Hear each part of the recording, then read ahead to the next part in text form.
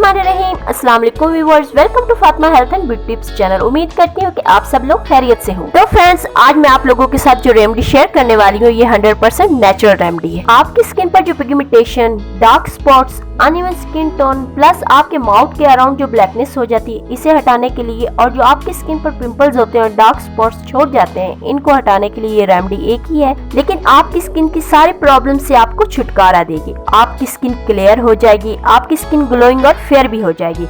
इस रेमेडी को बनाना बहुत ज्यादा इजी है, तो चलिए इस रेमेडी को बनाना शुरू करते हैं। इससे पहले अगर आप मेरे चैनल पर नए हैं तो जल्दी से मेरे चैनल को सब्सक्राइब कर लें, बेल आइकॉन के बटन को प्रेस कर लें ताकि मेरी आने वाली हर नई वीडियो का नोटिफिकेशन सबसे पहले पहुंच सके आप तक। सबसे पहले हमें चाहिए होगा राइस फ्लोर यानी चावल का आटा। चावल का आटा आप घर पे भी बना सकते हैं और बाजार से परचेज भी कर सकते हैं। चावल का आटा हमें चाहिए 2 टीस्पून। दूसरे नंबर पर हम इसमें शामिल करेंगे 2 टीस्पून योगर्ट यानी दही,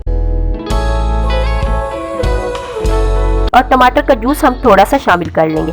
इन तीनों चीजों को अच्छे तरीके से मिक्स कर लें।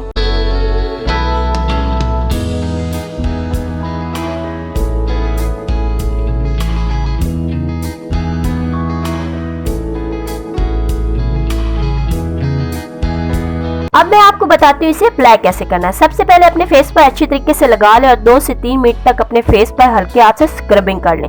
इससे क्या होगा कि आपके फेस पर डेड स्किन और जो डार्क स्पॉट्स होंगे वो आहिस्ता आहिस्ता से साफ होना शुरू हो जाएंगे। स्क्रबिंग करने के बाद आपने इसे 15 से 20 मिनट के लिए खुश्क होने के लिए छोड़ना है। इसके बाद अपने फेस को वॉश कर लें। आप इसे किसी भी वक्त अप्लाई कर सकते हैं। आप इसे हफ्ते में 3 से 4 दफा इस्तेमाल कर सकते हैं।